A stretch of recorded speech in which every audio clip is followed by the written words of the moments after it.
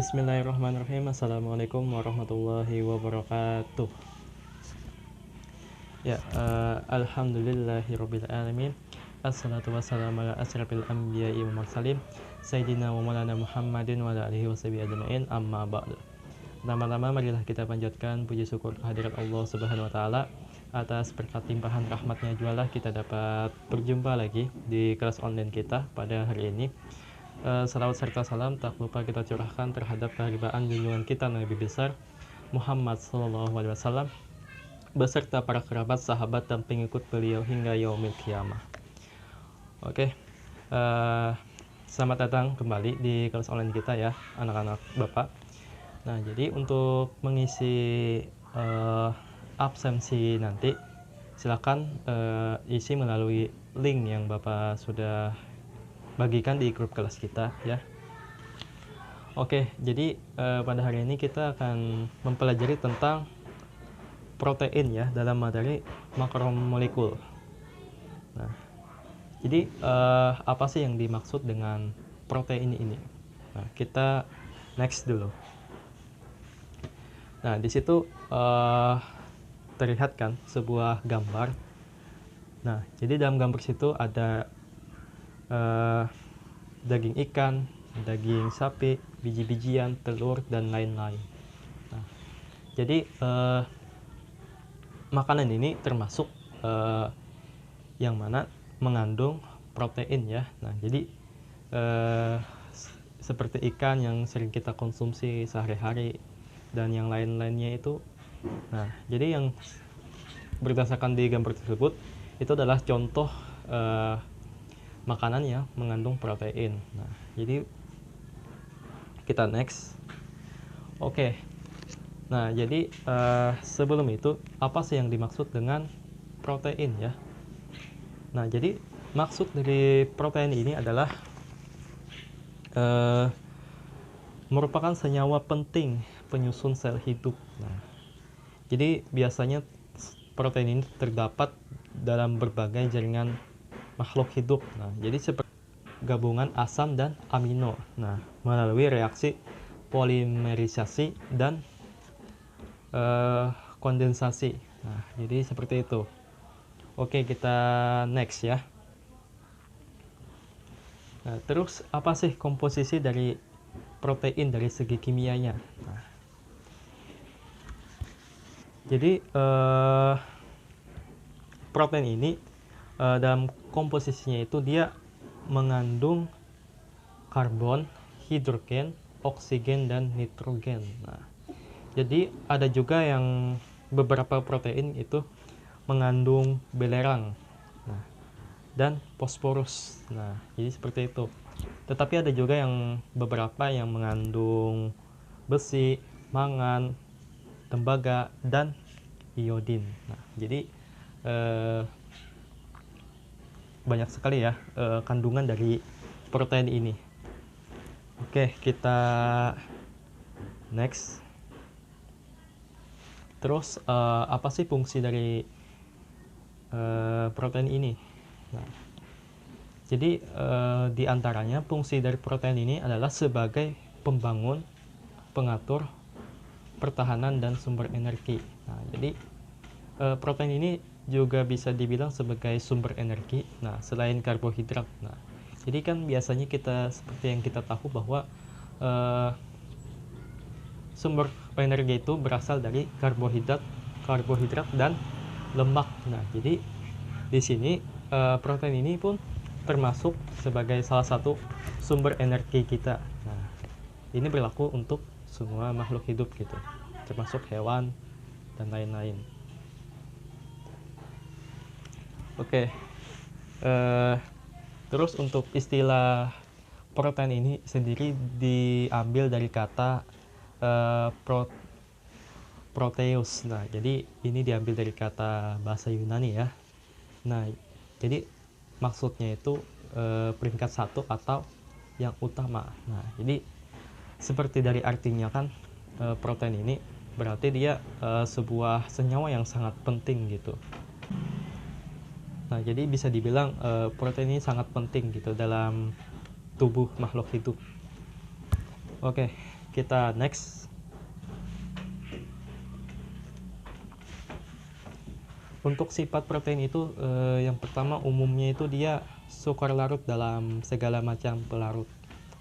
Nah, jadi protein ini salah satu senyawa yang sukar larut dalam sebuah pelarut ya. Nah, jadi itu sifat yang pertama. Untuk yang sifat kedua di sini dia tidak tahan terhadap suhu tinggi. Nah, jadi protein ini dia pada suhu tinggi dia tidak tahan gitu. Terus untuk yang ketiga dia pada hidrolisis enzim akan terurai berangsur-angsur dari pepton kemudian menjadi polipeptida, terus menjadi dipeptida, terus kemudian menjadi asam amino. Nah, terus apa sifat selanjutnya? Nah, sifat selanjutnya dari protein adalah memiliki MR yang besar.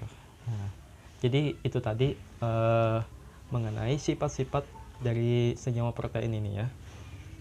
Oke, kita next.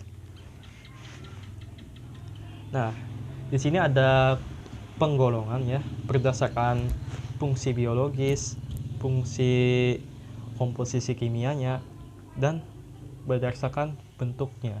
Nah, jadi di sini ada beberapa penggolongan dalam protein ini. Oke, yang pertama kita akan bahas dulu mengenai penggolongan ini dari fungsinya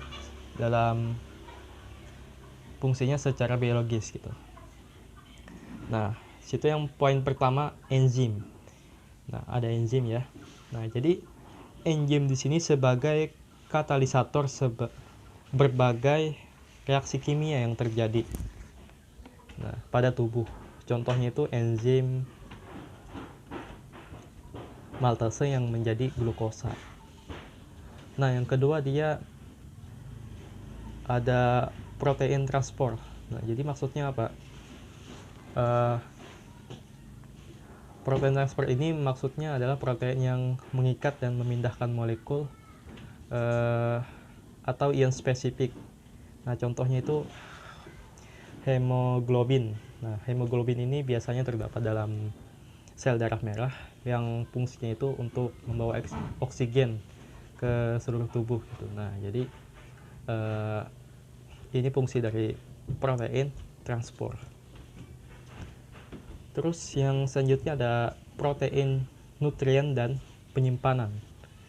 Nah, jadi fungsinya di sini sebagai cadangan makanan. Nah, jadi contohnya itu seperti biji-bijian. Seperti yang di gambar di awal tadi kan ada yang namanya biji-bijian gitu. Nah, jadi biji-bijian itu bisa berupa gandum, beras, dan jagung. Nah, jadi untuk biji-bijian seperti gandum, beras, dan jagung tadi termasuk dalam protein nutrien. Nah, oke, selanjutnya ada yang namanya protein kontraktil. Nah, jadi apa maksudnya di sini? Nah, jadi protein kontraktil ini perannya itu sebagai yang berperan sebagai proses gerak karena memberi kemampuan pada sel untuk berkontraksi. Nah, jadi bisa dibilang protein kontraksi gitu. Nah, jadi untuk contoh dari protein kontraktil ini adalah oktin dan miosin dalam sistem kontraksi otot rangka. Nah, oke, kita next. Ada lagi kelanjutannya. Nah, ada yang namanya protein pertahanan. Nah, jadi seperti fungsinya tadi kan sebagai pertahanan. Nah, jadi ada yang namanya protein pertahanan. Nah, jadi fungsinya di sini adalah sebagai pelindung organisme dari serangan penyakit. Nah, jadi contohnya itu seperti imunoglobulin yang dapat menetralkan bakteri. Nah, jadi imunoglobulin ini yang membuat protein itu berperan sebagai pertahanan. Nah, jadi seperti itu. Oke, yang selanjutnya ada yang namanya protein pengatur. Nah, Jadi fungsinya di sini adalah sebagai yang mengatur aktivitas seluler atau fisiologi. Nah, jadi contohnya itu adalah seperti hormon atau bisa dibilang sebuah insulin yang mengatur metabolisme gula darah. Nah, jadi itu tadi penggolongan protein berdasarkan fungsi biologisnya. Oke, kita next. Oke, selanjutnya di sini ada penggolongan protein berdasarkan komposisi kimianya ya. Nah, jadi penggolongan berdasarkan komposisi kimianya ini, protein di sini dibedakan menjadi protein sederhana dan konjugasi. Nah, jadi ada dua perbedaan dalam penggolongan komposisi kimia ini. Nah, terus apa sih yang dimaksud dengan protein sederhana dan konjugasi ini? Nah, jadi dari konjugasi,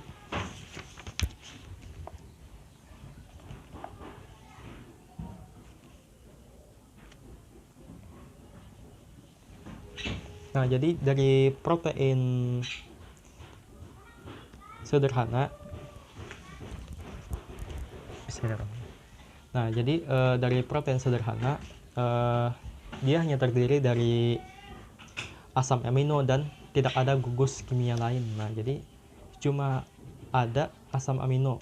Nah, jadi contohnya itu adalah enzim ribonuclease. Nah, terus yang protein konjugasi ini terdiri atas rantai polipeptida yang terikat pada gugus kimia lain. Nah, pada protein sederhana tadi dia cuma terikat atas asam amino, sedangkan yang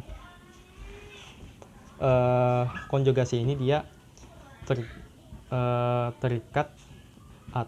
terdiri atas rantai polipeptida yang terikat pada gugus kimia lain gitu. Itu bedanya ya. Nah, bagian yang bukan asam amino dan dari protein konjugasi itu disebut gugus prostetik. Nah, protein konjugasi ini juga bisa digolongkan berdasarkan jenis gugus prostetiknya. Nah, terus nah di sini ada juga yang namanya penggolongan berdasarkan bentuk. Nah, jadi berdasarkan bentuk protein ini dibedakan menjadi protein globular dan protein serabut. Nah, jadi apa bedanya antara kedua protein ini?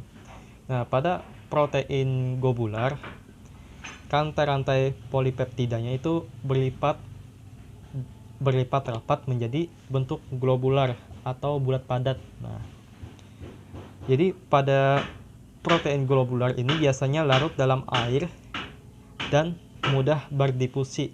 Nah, hampir semua protein globular itu dia mempunyai fungsi gerak atau dinamik seperti enzim, protein transport darah, dan antibodi. Nah, terus bagaimana dengan yang protein serabut? Nah, jadi yang protein serabut ini sebuah protein yang mempunyai serabut panjang dan tidak berlipat menjadi globular. Nah, jadi protein serabut ini tidak larut dalam air. Nah, kalau yang protein globular itu mudah larut atau mudah berdifusi dengan air, sedangkan yang serabut ini dia tidak larut dalam air. Nah, jadi hampir semua protein serabut ini dia mempunyai fungsi struktural atau pelindung. Contohnya itu keratin pada rambut dan wool. Nah, contohnya itu ada keratin pada rambut, terus fibroin dari sutra, serta kolagen dari urat. Nah, jadi itu tadi beberapa penggolongan berdasarkan bentuk, berdasarkan komposisi kimianya, dan berdasarkan fungsi biologisnya. Oke. Nah, jadi di sini ada soal latihan ya. Jadi ada soal yang mana ini tujuannya untuk menguji pemahaman kalian mengenai materi yang sudah kita pelajari tadi. Jadi yang pertama soalnya itu menjelaskan perbedaan antara protein sederhana dan protein konjugasi. Nah, jadi untuk yang soal kedua itu jelaskan fungsi biokimia protein pada enzim. Nah, silahkan nanti anak-anak Bapak untuk menjawab soal ini dikumpulkan melalui email Bapak. Nanti akan Bapak letakkan email Bapak di deskripsi video ini. Nah, mungkin kita cukupkan dulu pembelajaran kita pada hari ini. Semoga apa yang kita pelajari hari ini bisa bermanfaat untuk kita ke depannya. Akhirul kalam, Bapak minta maaf yang sebesar-besarnya jika ada salah kata atau masih ada yang kurang dalam penyampaian Bapak pada hari ini. Akhirul kalam, assalamualaikum warahmatullahi wabarakatuh.